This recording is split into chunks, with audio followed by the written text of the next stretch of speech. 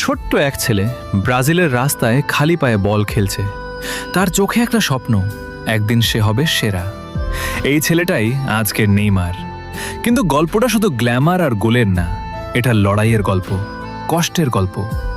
যখন সবাই তাকে ড্রাইভার বলে হাসতো, তখন কেউ দেখেনি তার পায়ে কতবার আঘাত লেগেছে।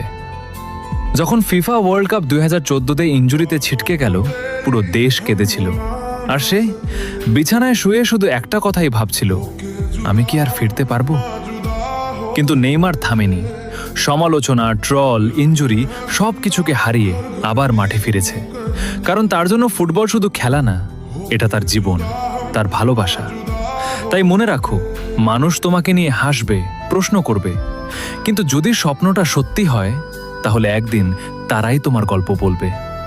এই গল্পটা নেইমারের, আর হয়তো তোমারও।